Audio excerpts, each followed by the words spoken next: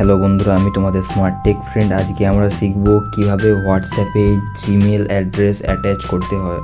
তো তার জন্য আমরা হোয়াটসঅ্যাপটা খুলে নেব। হোয়াটসঅ্যাপটা খুলে নেওয়ার পরে এই যে এখানে থ্রি ডটে ক্লিক করব। থ্রি ডটে ক্লিক করার পর সেটিংয়ে যাব। সেটিংয়ে যাওয়ার পর এই যে দেখতে পাচ্ছি অ্যাকাউন্টে ক্লিক করবো। করার পরে যে ইমেল অ্যাড্রেস। আচ্ছা, এই ইমেল অ্যাড্রেসটা কেন দিতে হবে? কারণ আমরা যখন কিছু ব্যাকআপ করতে চাই বা আমাদের কোনো কিছু অ্যাকাউন্ট যখন ডিলিট হয়ে যায়, তো সেই অ্যাকাউন্ট ব্যাকআপের জন্যে বা ইমেল অ্যাড্রেস অ্যাটাচ করে রাখলে তো পরে আমাদের ভবিষ্যতে অনেক কিছু সুবিধা হবে। তো তার জন্য ইমেলটা আমরা অ্যাটাচ করব। তো আমি আমার এখানে ইমেলটা দিয়ে দিচ্ছি।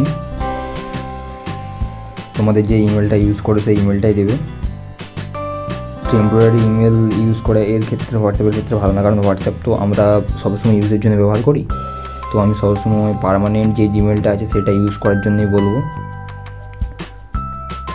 আমি আমার পার্মানেন্ট জিমেলটা ইউজ করছি।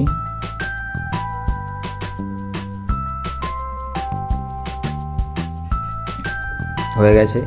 এই যে এবার 6টা ডিজিট কোড আসবে। এই 6টা ডিজিট কোড আমি দেওয়ার পরেই তো এর জন্য আমি মেলে যাব। মেলে আসলাম। মেলে আসার পর এই যে হোয়াটসঅ্যাপ কোড 266959, আমি কোডটা এখানে দিয়ে দিলাম 266959। Verification code complete. ঠিক আছে, এই যে আমরা দিয়ে দিয়েছি। ঠিক আছে, তো এটা মানে গুগল ব্যাকআপের জন্যও অনেকটা কাজ করে। আর যদি তোমরা পরে চেঞ্জ করতে চাও তো এই পেনের চিহ্নটা ক্লিক করে এখান থেকে যদি রিমুভ ইমেল করো বা এখান থেকে যদি জিমেল চেঞ্জ করতে চাও তখন সেটা করতে পারবে। তো এত ইজিলি আমরা ফোন থেকে জিমেল অ্যাটাচ করতে পারি, খুবই ইজিলি।